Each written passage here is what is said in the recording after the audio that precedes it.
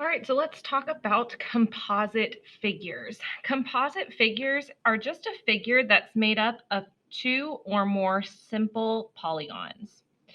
So remember, we've talked a lot about polygons this unit, and we know that a polygon is a closed plane figure made up of three or more line segments. So a triangle, a quadrilateral, a pentagon, anything like that.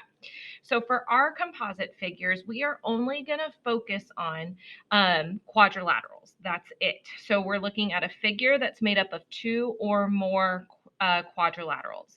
So the first thing we're going to start with is the perimeter. Now remember, the perimeter, it's like the rim of an object. It's the outside measurements on an object. So our first thing that we need to do is when we see our figure, step number one is to add all of the sides together.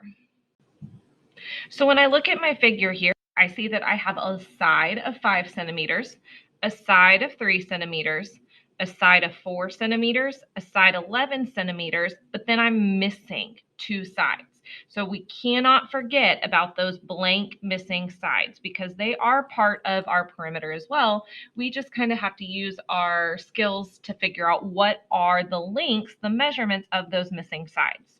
So I'm going to break this down into shapes that I see. And I can kind of see that right here could draw a dotted line, and it for sure forms a rectangle. And this one right here might form a square. It might be a rectangle. We have to figure that part out, okay? So here's what I know. On this shape right here, it is for sure a rectangle. So if this side is 11 centimeters, then this side right here also has to be 11 centimeters. So I know that this just one section of it is 3 centimeters. So I need to know, what do I need to add to that 3 centimeters to make this 11 centimeters also? So I know that 8 plus 3 would give me 11. So this section right here is worth 8 centimeters. Now, since this is a parallelogram, I have two pairs of parallel sides. The opposite parallel sides are congruent. So if this side right here is 8 centimeters, then that means this side right here also is 8 centimeters. So then I know if this side right here is 5 centimeters, then this side right here also is 5 centimeters. And then same thing with this parallelogram. My opposite parallel sides are congruent. So that's how we knew if this was 11, this had to be 11 as well. So if this side right here is 4, then this side over here has to be 4 as well. So now that I've got all of my sides, remember, I'm just focusing on those outside numbers. So on my outside numbers, I see 8, 5, 3, 4, 11, 4, and 5. So I just need to add these all together. So I'm going to kind of break these in chunks. So I know that I can do 8 plus 5, and that'll give me 13. 3 plus 4 is going to give me 7. 11 plus 4 gives me 15, and then actually I can add that other one to it too, because 15 plus 5 would give me 20. If I add all three of these together, I have 3 plus 7 plus 0 would give me 10. So write the 0, carry the 1.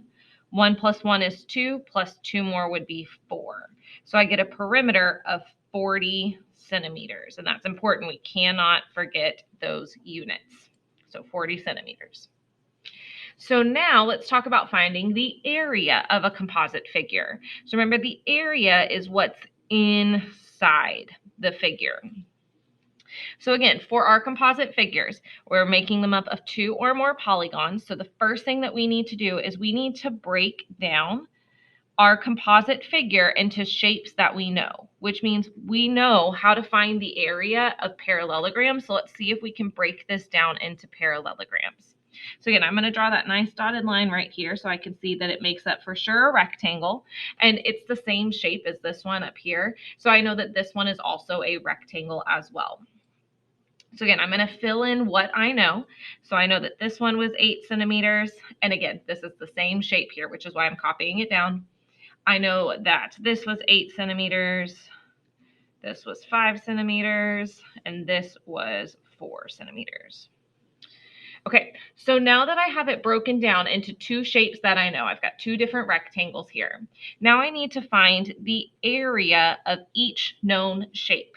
So I'm going to call this figure, we're going to call it figure A. This will be figure B. So I'm going to break up my workspace to where I can show all of my work. So here's figure A. Again, it's a parallelogram, so I know my formula is A is equal to B times H. Remember, it's base times height.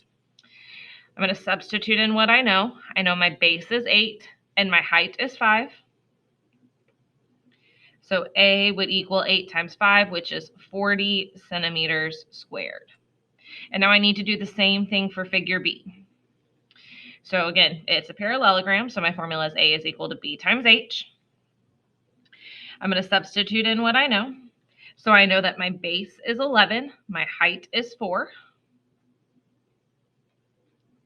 So now when I solve, 11 times 4 is going to give me 44 centimeters squared.